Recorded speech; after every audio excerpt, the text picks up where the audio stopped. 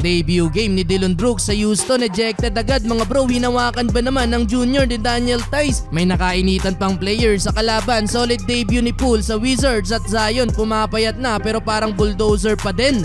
Talo ang Dallas Mavericks kontra sa unang pro team ni Luka Doncic sa Europe, ang Real Madrid. Hindi naglaro si Kyrie Irving mga bro, samantalang limitado ang minuto ni Doncic na tinapos ang game with 5 minutes of playing time, pero still nakapagdala pa din siya dyan ng 9 points. 21 points ni Tim Hardaway Jr. ang nanguna para sa Dallas, pero hindi pa din tumalab yan dahil puno din ng mga former NBA players ang Real Madrid. Final score mga bro, 127-123. 14 points para sa veteranong si Rudy Fernandez, 18 points para kay Abu Saleh at 20 points para kay Facundo Campazzo. Solid naman ang preseason debut ni Jordan Poole sa Washington Wizards kontra sa NBL team ang Kearns Taipans. Tambakan ang naging laban mga bro, kung saan first quarter pa lang meron ng double figure si Jordan Poole, 10 points with 2 3-pointer. Nakakapanibago lang na makita ng ibang uniforme na ang suot ni Poole, tulad niya na may 10 points sa first quarter. Etong si Kyle Kuzma na magiging katandem niya sa Wizards, 22 points total para kay Kuz at 18 in total in 20 minutes para kay Jordan Poole.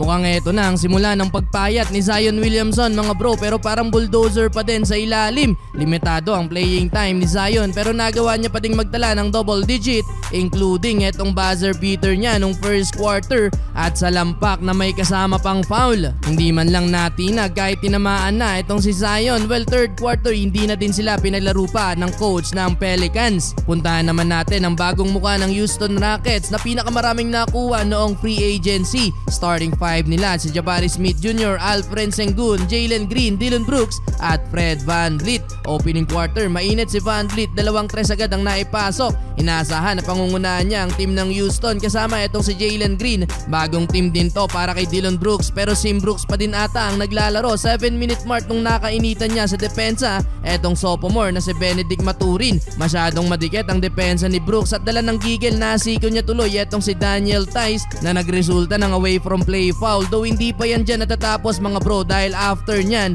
natamaan naman ni Brooks ang junior neto ni Theis. Nireview yan ng mga referee at pinatawan ng flagrant foul, penalty 2 etong si Dillon Brooks dahilan ng kanyang pagkaka-eject sa unang preseason game niya sa Houston. Same na same yan sa ginawa niya noon kay Lebron na F2 din ang hinatol ng mga referee. Wala tuloy na hitalang punto sa laro etong si Dillon Brooks. Second quarter, pakitang gilas etong rookie na si Cam Whitmore, 3 points at sa lampak ang pinabaon niya. Expected kapalitan niya sa pwesto etong si Jalen Green na nagpabaon din ng monster dunk sa pagtatapos ng second quarter. 8 points in total para kay Jalen Green sa halftime, pero pagdating ng third quarter pahinga na ang starting 5 ng Houston.